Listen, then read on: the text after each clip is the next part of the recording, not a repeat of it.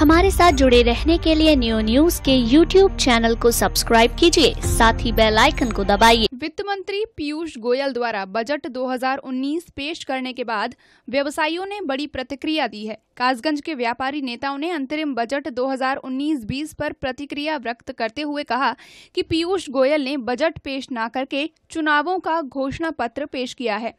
व्यापारी नेता अखिलेश अग्रवाल ने बताया कि ये चुनावी बजट है, लोक लुभावना बजट है। व्यापारियों की मांग चली आ रही है कि रजिस्ट्रेट व्यापारी हैं, उन्हें 60 वर्ष से ऊपर के व्यापारी की पेंशन मिलनी चाहिए।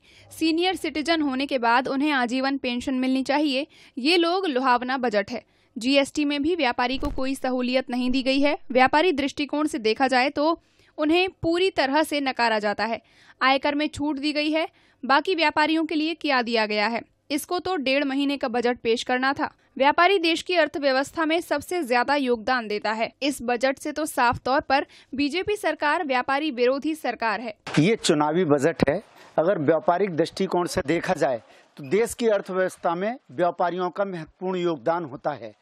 हमारी व्यापारियों की हमेशा ये मांग चली आ रही है कि जो रजिस्टर्ड व्यापारी हैं उनका पेंशन मिलनी चाहिए 60 साल के बाद।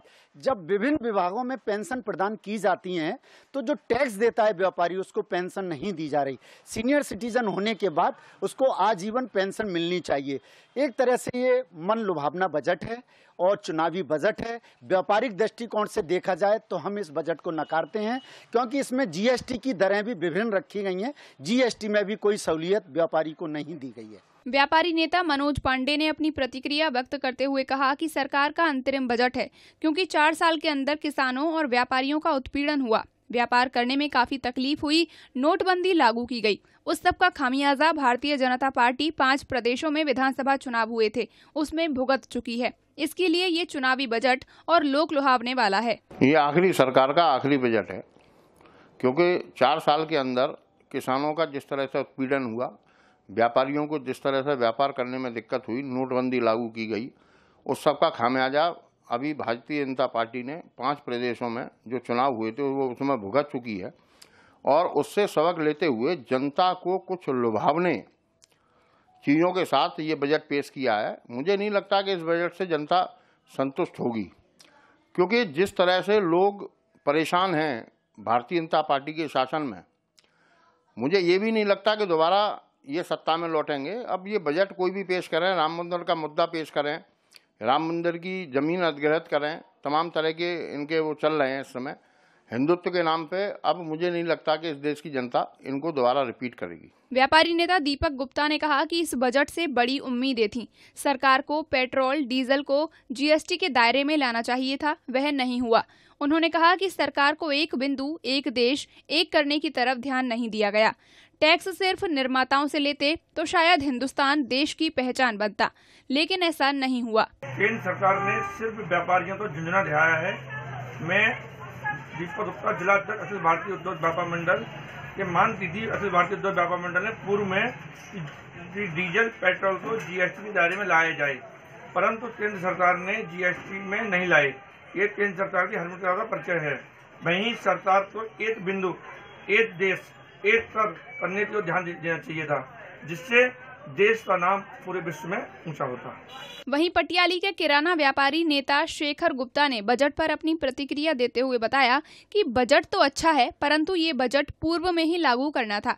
इस बजट में हर वर्ग का ध्यान रखा गया है। आयकर में छूट की वृद्धि की गई, व्यापारियों के लिए लोन सब्सिडी का प्रावधान किया गया, लेकिन ये सुविधाएं पूर्व में ही देनी चाहिए थी। चुनाव के वक्त देने से यह बजट चुनावी और लोक लुभावना बजट बनकर साबित हो रहा है। बजट बहुत अच्छा है, किंतु बजट चुनावी बजट दिखाई दे रहा है। 5 साल से केंद्र सरकार सत्ता में है, 4 साल तक अभी तक इस प्रकार का बजट नहीं दिखाई दिया। 5वीं साल में जब चुनाव की आहट हो गई तब बजट जो है व्यापारी पक्ष के हित में भी है, लेकिन जो है इसमें जो है उन्होंने व्यापारियों के ऋण से संबंधित जो सब्सिडी देने की बात कही है वो भी अच्छी है, किंतु ये 4 साल पहले से क्यों नहीं आई? ये 5वीं साल में अंतिम दौर में ही इस तरह का बजट क्यों आया है? बजट कुल मिलाकर के अच्छा है, इसमें किंतु ये बात दिखाई दे रही है कि ये चुनावी बजट भी है। साथ में संबंधित आयकर रिटर्न में उन्होंने 5 लाख रुपए किए हैं, वो भी अच्छे हैं। व्यापारियों को जो ऋण दिया जाएगा उसमें सब्सिडी देने की बात कही है, वो भी अच्छी है, लेकिन ये सब 5वीं साल में ही दिखाई दिए हैं। इसे साफ दिखाई देता है ये चुनावी बजट है। अलीगढ़ में भी हमने विभिन्न वर्ग के लोगों से अंतरिम बजट को लेकर बात की। इस दौरान किसान ने कहा कि किसानों को 2000 का एक लॉलीपॉप दिया गया है, मगर देखा जाए तो 5 लाख आय वाला बजट सही साबित हो रहा है। सरकार सही कर रही है, मगर किसानों के बारे में सोचे। किसानों की तरफ से ये बजट सही नहीं है। किसानों के लिए एक साल में 6000 रुपए का जो प्रावधान किया है और 3 किस्तों में देंगे 2000 रुपए देंगे, लेकिन कोई बढ़िया नहीं किया है। 2000 रुपए में किसान का क्या होता है, लागत भी नहीं निकलती है, कितना खाद महंगा है, तो किसान ज्यादा खुश नहीं है। लेकिन जो 5 लाख रुपए का जो किया है इनकम टैक्स का, वो तो ठीक लगा। वहीं आम आदमी ने कहा कि सरकार का आखिरी बजट था, वो सरकार से सही निकलना है और दोबारा सरकार बन गई तो और काम भी होंगे। बढ़िया, व्यापारियों को अच्छी राहत मिलेगी और किसान तो खैर हमारे देश की जान है ही, उनको तो खैर फायदा है ही। मैं तो इस बजट को बहुत अच्छा मानता हूँ, देश हित में बजट ये। वहीं दवा व्यापारी ने कहा कि सरकार ने बजट सही निकाला है, हम सरकार की सराहना करते हैं। दोबारा सरकार बने और जो काम रह गए हैं उनको भी पूरा करे। सरकार ने पब्लिक के लिए अच्छे किया है और जैसे 2.5 लाख से 5 लाख करी थी सरकार ने पहले, अब जो है थोड़ा पब्लिक को थोड़ी राहत मिलेगी। पब्लिक को देखते हुए सरकार ने बजट पेश किया है। वहीं व्यापारी ने कहा कि सरकार ने सही बजट निकाला है किसानों के हित में, और जिसमें भी 5 लाख रुपए से कम आय वालों पर टैक्स नहीं लगाया गया। अंतरिम बजट सरकार ने पेश किया है। इस पंचवर्षीय जो सरकार का साल है उसका आखिरी बजट है ये, और 2019 में, और सरकार ने इस बजट में सभी वर्गों को साधने की कोशिश की है। सबसे पहले मध्यम वर्ग जो कहा करते थे कि साहब जो है उसकी इनकम टैक्स की लिमिट को बढ़ाया जाए, 2.5 लाख से 5 लाख रुपए किया है सरकार ने, तो ये लगता है कि ये बहुत बड़ा गेम चेंजर साबित होगा इस बार। दूसरी बात जो सरकार ने करी है वो किसानों के लिए जो है एक आय का स्रोत बनाया है। 6,000 रुपए प्रति किसान साल भर में दिए जाएंगे। एक जो दूसरी बात, एक जो गाय का मुद्दा पूरे देश भर में चल रहा था, उसमें कामधेनु योजना के लिए सरकार ने 500 रुपए प्रति गाय के हिसाब से कामधेनु योजना के अंतर्गत एक प्रावधान किया है। तो गाय, किसान और मध्यम वर्ग तीनों को साधने के लिए बहुत बड़े ऐलान किए हैं सरकार ने, और निश्चित रूप से आने वाले चुनाव में वो फायदा